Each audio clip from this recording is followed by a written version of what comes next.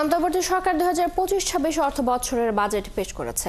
এ নিয়ে দেশের বিভিন্ন জেলার সাধারণ মানুষ ও ব্যবসায়ীরা মিশ্র প্রতিক্রিয়া জানিয়েছেন। সাধারণ মানুষের দাবি, নিত্যপণ্যের মূল্য নাগালের মাঝে থাকলেই তারা খুশি। আর ব্যবসায়ীরা জানান, বাজার অর্থনীতির জটিল হিসাব নিকাশ তারা বোঝেন না। সহকর্মীদের তথ্য ছবিতে প্রতিবেদন। অন্তর্বর্তী সরকারের বাজেট পেশ নিয়ে খুব একটা হেলদোল নেই কুমিল্লার সাধারণ মানুষের মাঝে। তারা বলেছেন, নিত্যপণ্যের দাম নাগালে থাকলেই তারা খুশি। বাজেটে যে মালের কথা বলা হয়েছে, এগুলো শুধু দোকানদারের উপর প্রভাব পড়বে না, সাধারণ মানুষের উপর প্রভাব পড়বে। 10-12 হাজার টাকা বা 15 হাজার টাকা বেসিকে যারা জব করে, তাদের তো এখানে বেশি কষ্ট হয়ে সাধ্য হয়ে যাচ্ছে। ব্যবসায়ীরা বলছেন, বাজেটের কারণে যেন কোনোভাবে বাজারে পণ্যের দাম বাড়ানোর সুযোগ না পায় কতিপয় অসাধু ব্যবসায়ী, তা নিশ্চিত করতে হবে। অবৈধভাবে ইনকাম করছে তাদের কোনো চিন্তা নেই, কিন্তু বৈধভাবে যারা ইনকাম করছেন তাদের জন্য খুব কষ্টসাধ্য হবে। আমি অনুরোধ করব আপনাদের মাধ্যমে, এই সরকারের প্রতি মানুষের অনেক আশা, যে একটা পরিবর্তন এনে দেশকে, দেশের জাতিকে করের বোঝা থেকে রক্ষা করে। বাজেট নিয়ে মিশ্র প্রতিক্রিয়া জানিয়েছেন ময়মনসিংহের ব্যবসায়ীরা। মুদ্রণ শিল্পের ব্যবসায়ীরা বলছেন, বিগত সময়ে কাগজ কালি সহ প্রয়োজনীয় সামগ্রীর অস্বাভাবিক মূল্যবৃদ্ধি হলেও বাজেটে তা কমানো হয়নি।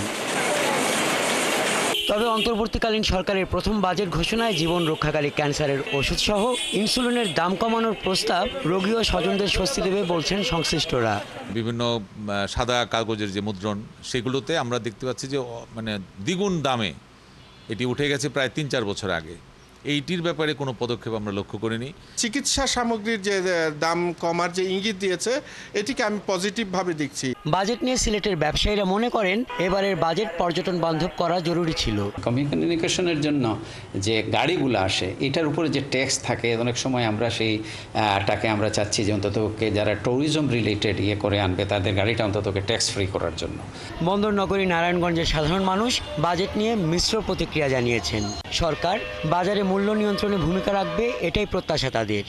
সাধারণ মানুষ প্রত্যাশা করে যে বাজেটটা এমন হবে যাতে সাধারণ মানুষের উপরে যেগুলো অবাঞ্ছিত যে সকল ট্যাক্স আছে, এই বিষয়গুলো যাতে চাপিয়ে দেওয়া না হয়, আমাদের সীমাবদ্ধ থাকে, মধ্যবিত্ত যাতে বাস্তব ব্যবসা ও জনবান্ধব হতে পারত বলে প্রতিক্রিয়া জানিয়েছেন নারায়ণগঞ্জের বড় ব্যবসায়ী মোকাম নিতাইগঞ্জের ব্যবসায়ী মালিক সমিতির সভাপতি।